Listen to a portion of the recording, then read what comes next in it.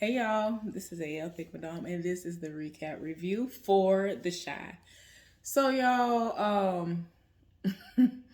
let's go ahead and get started. But before we get started, please give my video a thumbs up and subscribe to my channel if you have not done so already. I really do greatly appreciate it. So y'all, with this episode, Emmett is out here getting, and Tiffany is doing the same. And the difference between the two is that the person who she's having sex with and having oral pleasure from is somebody she's getting her entire life while all this is happening. He is there so he won't get fined. It's not, there's basically no thrill anymore for him, and he just looked like he just there. And I'm just like, well, it get old after a while. Some people, they just never seem to know how to slow down until life smacks them in the face. And his wife has gotten fed up. She's beyond fed up. And you could tell that he was just like, wait a minute, what? After she suggested that they have an open marriage. And I'm like, it is what it is. So you have to roll with the flow. Y'all have sex with how y'all gonna have with. But at the same time, I'm just like, she shouldn't be having. I see, that's what I never understood about having an open relationship where y'all gonna be out here screwing other people. I should not be married to you if I am gonna be with somebody and having sex with somebody else and having way more fun with everybody else but you. What's the point? What is the point? Be alone. I don't understand. I would not want to sit up there and be in a marriage with somebody. I have papers on you, but I'm over here getting my entire life when I'm with everybody that ain't you. What is the point? I don't understand. But anyway, she getting her entire life. Like, she be smiling from ear to ear every time she see him. He be getting his entire life. Like, he been trying to roll up for the longest, and she was being one of those typical women where it was like, yeah, my man doing what he doing. He out here thotting and bopping, but let me be faithful, even though they ain't faithful to me. Been there, done that. So, I mean, I ain't trying to read. I'm just saying it is what it is. But that's what, that was the role she was playing for the longest. And it was just like, girl. So, she done finally got her life together, and it is what it is. So, y'all, Kevin, his mama, and his stepmama are in a therapy session. And they are trying to get down to the bottom of why he's acting out. Outside of the fact that so much stuff has been happening to him over the past few years, and a lot of stuff that happened to their family. And he just feels like they always breathing down his neck. They won't let him live. And so Dre was like, all this stuff is affecting our relationship. We ain't on the greatest of terms right now. And I mean, like, it sounds terrible. Like, at the drop of a dime, it seemed like somebody might walk out on somebody. Like, that's how bad their relationship seems to be right now. And I'm like, dang. You would think that everything that happened with Keisha would have actually brought them closer, but maybe when Dre was telling her that she needed to just give up, that kind of made her look at her sideways like, I'm not giving up on my child. What is you talking about? And so that might have still been a sore spot for her. And I don't know, but outside of the kids, I'm not understanding. I mean, I guess because she can feel that, she's keeping something from her, but she's not sure what it is. So we're going to get to some of that stuff later on. But yeah, in this therapy session, the therapist wants to know what's going on with him. And, of course, they brought up the fact that he's been drinking and doing all this other stuff. And so they were like, well, do you feel like you actually have to take a drink when you have a situation going on around you? You had a bad day and all this other stuff. And he was like, no. It just got to the point where he was just like, look, I want my parents to trust me, and they don't.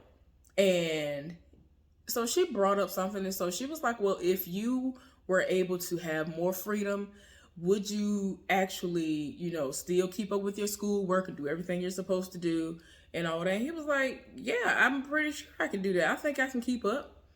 And so his mama immediately was like, no, we tried that before, and he still didn't do what he needed to do.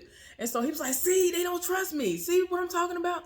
And so she was just like, look, y'all need to have a clean slate and go from there. So I guess they're going to try it out. Y'all,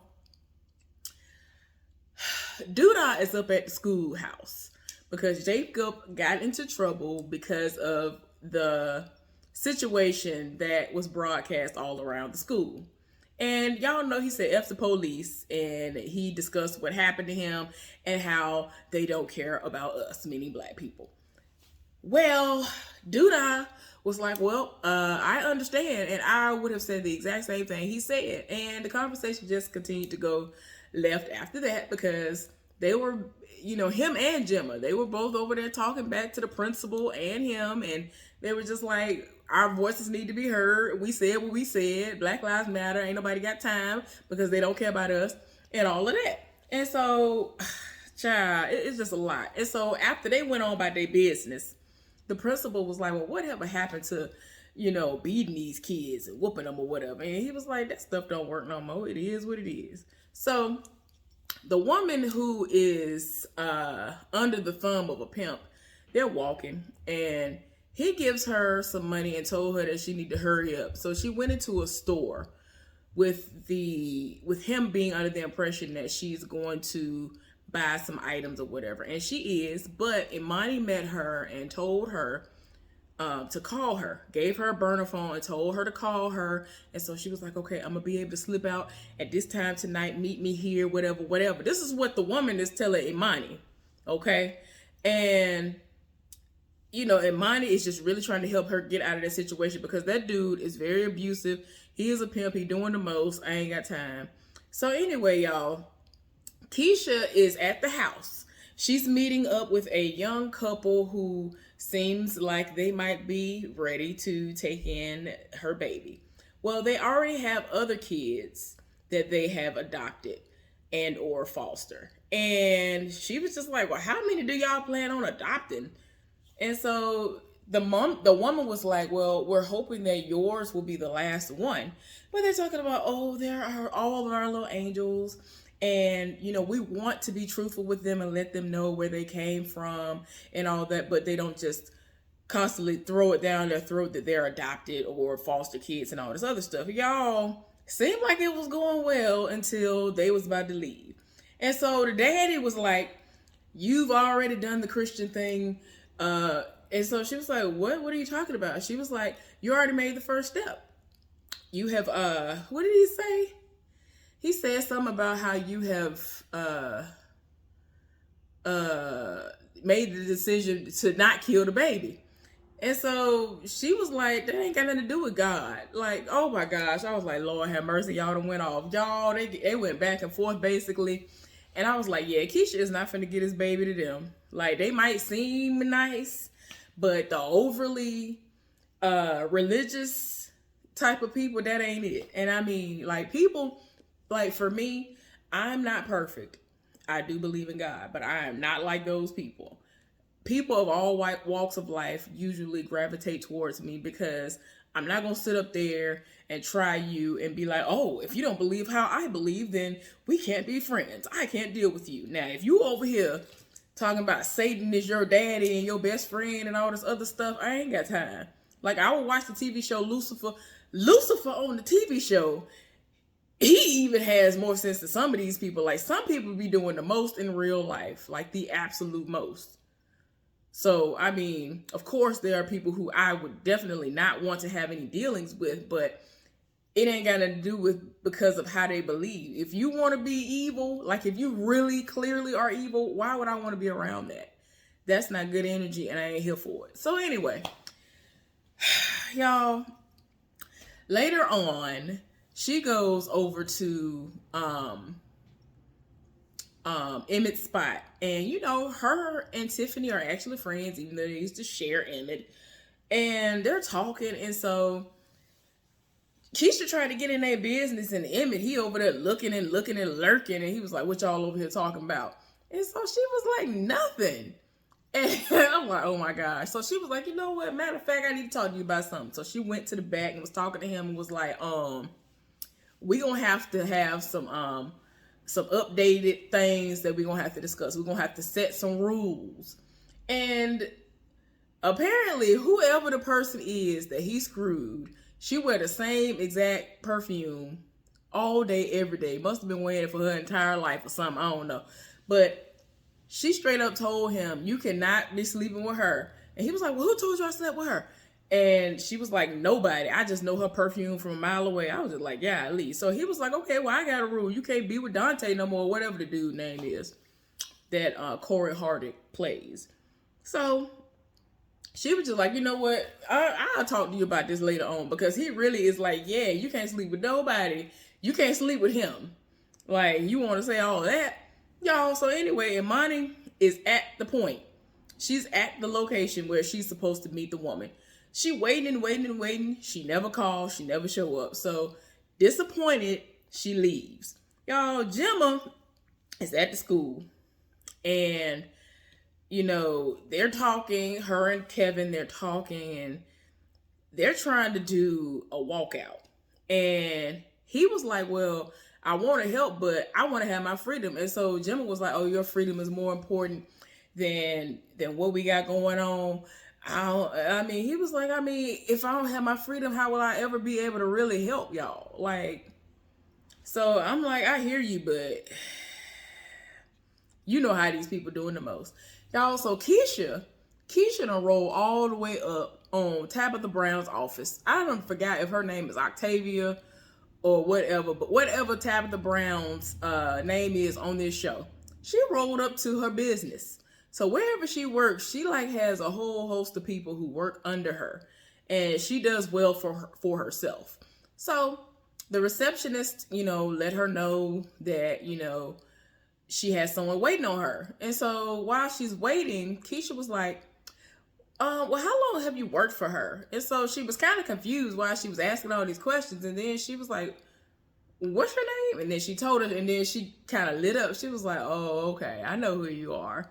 I've worked for her for over 7 years. When her mama or her daddy or somebody, no, her mama passed away or something like that, and her daddy had lost his job. She helped pay for the funeral expenses. Do y'all know how much funerals cost? Apparently somebody didn't have insurance. So I'm like, wait a minute, for her to come out of pocket like that, I was like, oh Lord, you done went all the way off. So anyway, like, this insight is helping her to understand more and more, like I already said before, that Tabitha Brown's character needs to be the one who's going to take care of this baby. So she ends up walking her to her area, and she looking around, and then Tabitha Brown coming in, and then she's talking to her. And she was like, I came to talk to you, and I don't know. I just wanted to see where you were coming from. And she's actually asking her about these plans and things. Like, whatever job it is that she has, she can look at a pile of rubble and turn it into something beautiful. And so she was like, well, when you see me, what do you see? And so she was like, well, you're a person and you're not a pile of rubble. So, you're obviously a woman, so I can't sit up here and say what you would be. So she was like, but if I were a building, how would I be for you? If just imagine that I'm a building. So she was like, she said something about how she would be strong, indestructible, and nothing would be able to get through to it. And, fireproof, all of that. I was like, okay, basically making it seem like she's very, very strong and everything is, amazing. Like, that's the type of building that a person would want. So they had a good conversation. Keisha was here for the conversation. I was like, okay then. So y'all, the time has come for the walkout. And as a part of the punishment that Gemma and them was going to get was they were going to like take her TV show away, the little segment that she had. She was only doing that for extra credit. And the band members or some people who she is in an organization with, she said that she was going to DM all of them details, and they were going to do a walkout to fight racism and the mistreatment of Black people. Well, Kevin walks up and he sees them, the two of them, of course, that being Gemma and Jacob, sticking little stuff in people's lockers or whatever. And, that's what happened with that situation where he was talking about he can't risk his freedom and all of that. Y'all, they done did the walkout, and like they got up and walked about the classroom, and the teacher was like, Gemma, Jacob, you're not done here, because it's like homeroom or something. See, I never really had homeroom like that. When I was in school, it was just strictly classes, and you moved from class to class. It was not really homeroom. like a lot of people always talk about.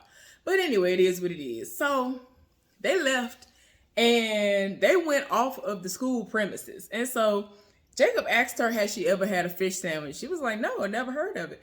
When he said fish sandwich, I was like, wait a minute, not a fish sandwich, honey. Fish sandwiches are good. So if any of y'all, I mean, a few of y'all are from my hometown, which is Montgomery, Alabama. So my mama's side of the family, they are from like Briar Pond, Macedonia, and all that other stuff. So in Macedonia, there used to be this place, and he used to sell stuff like that. Then my uncle, years upon years before he passed away, he had his own little store, and at times he would cook stuff. And at the little job, like he had a couple of side little hustles or whatever. But my grandmama and them used to do fish fries. One of the family friends, rather, she used to do fish fries. And her house was like diagonally across the street from my grandmama's house. And when I tell you, oh my gosh, I don't know what in the world she did, but those were some of the best fish sandwiches I've ever had in my entire life. But yeah, she would never allow us to pay because like everybody lived for my grandma. Like y'all be understanding, all of my grandparents, people lived for them. And then when they find out that you related to them, they were like, oh no, you ain't got to pay for this. You ain't got to do this. You ain't got to do that. Like they lived for her. So yeah, y'all, yeah, I got my life when you said something about fish sandwich. Y'all, so tell me why Doodah at the house, and I forgot to tell y'all about it earlier. So y'all know Doodah and the heifer sat up there and had sex or whatever. So it's the morning after. And so she thinks she finna do the walk of shame, Candy downstairs, and she's like, you know, I'm not trying to hold you hostage or anything. I just figured you'd like to know that the building is surrounded by protesters. So, you know, apparently blue lives do matter. So she's basically stuck there. Doodah is set up here and he has a whole lot of clothes that fit her that are being brought in. And so she trying to understand why he doing all this for her. And I'm like, girl, because he busting it wide open until you bring it back. But at the same time, you're going to be doing some things for him, you know, in the eye of the media. So you got to look good.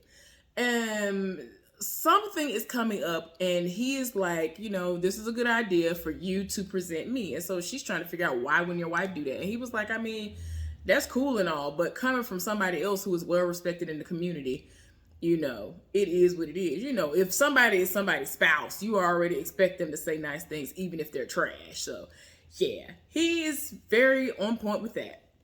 Okay, y'all. So at this point, Kevin is in his feelings because Gemma ain't really trying to hear nothing he's talking about. She is not responding to text messages, emails, DMs, nothing. And so Papa is trying to get him to come on his show and talk to her. And so at first he was like, no, and then he realized that he needed to try every avenue that he can. So he was like, okay, I'll do it. Cool. Well, Emmett and Tiffany are on their way walking to their car to discuss the rules and regulations of how the open relationship gonna go. And I still feel like it's a foolishness, but do what you do. It just got to the point where she was like, you ain't got no right to try to tell me who I can screw. You doing what you doing, and I ain't got time. So I just feel like that whole conversation was a lost cause because they gonna both do what they want to do. So it's like, whatever, shut up. You are unhappy. And I don't understand why y'all got married. It is so stupid. Like, there was no reason for y'all to get married. Y'all, she politely went over to that man's house and announced that she was there. That man came from out of nowhere. At first, I was like, is he running like that because his old lady at the house and he trying to hurry up and make her shut up because she too loud and don't want her to hear it? No, he ran out of there because he was really happy to see her. And he set it off and she was smiling from ear to ear. And like I said earlier, it don't make no sense for you to be in a whole marriage. You in a whole relationship and somebody else is making you exceptionally happier than the person that you're supposed to be with for the rest of your life. He makes you feel a completely different way. He makes you feel the way that you're supposed to feel when you with your husband. Like, girl, I can't. So anyway, Papa, you know, done went live and he's explaining to the people who Kevin is, and you know he gonna get on there. Y'all, he done sat up there and got on there. He's saying he's sorry to Gemma and all this other stuff. Papa had to keep interjection, and he was just like, "No snitching. You sound desperate. You sound thirsty. Don't be begging." Like, I was like, oh my gosh. But anyway, he said what he said, and a lot of the followers was like, yeah, that's weak. I would dump him. And they really was reading, giving him thumbs down and everything. I was dying. I was like, y'all are brutal. Y'all, so Imani tied in her spirit because she feels like Trig has not done everything within his power to make sure that that woman can be safe. Because you can tell how, everybody knows how dangerous that man is, that pimp. That pimp is very, very dangerous or whatever. And so she went down to the little area, the little community situation that the woman who's screwing Duda worked for, that works with Trey. He thought that she was down there for him. And so he was like, hey, baby. And so she was like, I'm not here for you. And so it kept on walking. I was like, ooh, it's mighty chilly in that room way. Well, she rolled up on Tracy. I think that's the heifer's name. Tracy rolled up on her. And so she was like, you know who I am. She was like, oh, you're Trig's girl. She was like, I'm more than that. She was like, I know that. That's not how I meant it. So they sit down and they talking. And so she was like, what are you doing for the community? I don't think you're doing enough. And so she set it off because basically the place and or area that that woman basically frequents and lives in or whatever, the trap house or whatever, they have never been able to raid it. And she was like, we've been trying for years to raid that place. And so she was like, you ain't doing nothing. Y'all ain't working hard enough. Man, she was like, if you don't do something, I'm going to do something. And I'm not going to be quiet about it. I'm going to get real loud about it. I was like, woo, child, you done went off. Okay, y'all. So while Keisha was with Olivia, Octavia, or whatever Tabitha Brown's character's name is on this show, she seems to be going into labor, but when she got her to the hospital, the doctor informed her that she had Braxton Hicks and said that she can't be released because her blood pressure is sky high. And so Tabitha Brown's character was like, well, you know, can we get a second opinion? I mean, she was trying to talk to her one-on-one. It was like, I think you need to get a second opinion. And a lot of the time, they just trying to push whatever they want to push to hurry up and get you out the door. And so her mama was like, yeah, we gonna do what the doctor say. And I'm just like, girl, calm down. I understand that you are her mother and you gave birth to her. But despite the fact that she has not been able to successfully give birth to a child, don't try to discount her. I mean, she really rolled up on her and was like, oh, so you're a doctor now too? And so she was like, no, but I feel like we should be able to have a second opinion. And so she asked Keisha, what did she eat that day? Soon as she said corned beef, she said corned beef or corned beef hash, whatever. And then, I mean, she added a whole lot of other stuff. But as soon as she said corned beef, I was like, oh, that's why your blood pressure sky high. I heard how salty corned beef hash is. So I'm like, that's why your blood pressure is sky high. So she was like, well, we're going to get you a glass of water and we're going to start there. And then we'll let the doctor check you and then we'll see where things go from there. So she left out the room. And so, her mom was like, yeah, we're going to see what the doctor say. So later on, the doctor came back in the room and checked her again. And she was like, okay, we'll let you go. You all right. And it seems to have been, something that could have been avoided. And I'm just like, yeah, you was just trying. I mean, they really tried to tell her that you going to have to go ahead and induce the labor. We finna induce the labor. And so, she getting scared and we don't want no brain damage of the baby. Like, you doing the most, sir. Anything to hurry up and get her out the door. Well, all while this is going on, Nina is calling Dre. Dre ain't answering the phone. She ain't answering no text messages. She is with Jada. Jada is actually at a chemo treatment as we speak and going all the way through. And so she's explaining to her, like, she getting suspicious, the most going on. She gonna want to know where I'm at. And so she keep on making up all these lies of where she is. She's not responding in this moment. But yeah, she's setting it off with her. And so she was like, I got to tell my son first. He's not ready for this news yet. And so she was like, yes, he is. So she was like, you don't know him. This would crush him. He would not know what to do if something was to happen right now. And so I'm like, well, some people just got to man up. It is what it is. I hope that this character don't die off, but the way she talking, I don't know now. Y'all, so anyway, like I said, Everything ended up going well, and they were about to release Keisha. Well, Keisha tells her that she's the one. She's the one who's going to be able to take the baby. And they end up embracing. And so she was like, she told Keisha that Keisha is a blessing. And Keisha told her that she's a blessing too. I was like, oh, that's so sweet. I'm like, oh. Y'all, Emmett is in his feelings. And I'm like, boy, you might as well get out your feelings. You did all of what you done. You done all this starting and bopping. You did what you did. So apparently, I don't know. I think his mama called him over to the house. She kind of didn't have a choice because she was going all the way through. And Dre been saying everything she been saying. She called him over to the house, and the boyfriend, I'm just going to say boyfriend because she really, really like him. Old boy answered the door. And he was like, if you and my mama tell me that y'all getting married, I'm walking out this house and I ain't never coming back. I ain't going to never see me again. And so he was like, look, your mama got to tell you something. So his son, is pointing, and he was like, where's she at? And he go, and she in the bathroom throwing up because, a lot of people, they get really, really nauseous when they're going through the treatment. Apparently that is part of the symptoms for her. That's a part of what happens to her.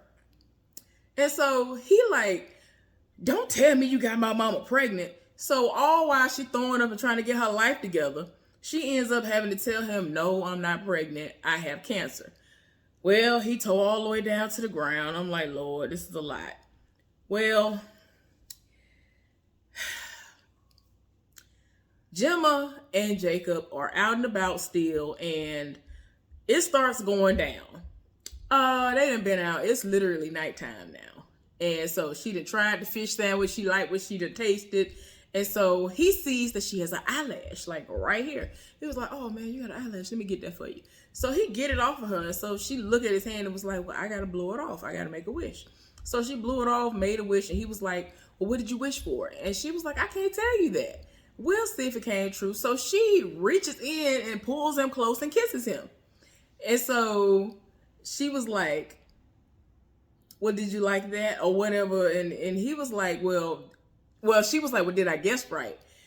And he was like, no, I thought you might have wished that that you could be my girl. So they started kissing for real. I was like, y'all doing the most. Meanwhile, Kevin calling, texting, and sending it off. He done went and bought flowers. He walking up and down the street looking crazy. Emmett then came to the house.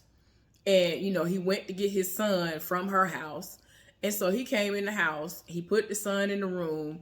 She light up and he come in there and he take a puff and put it out.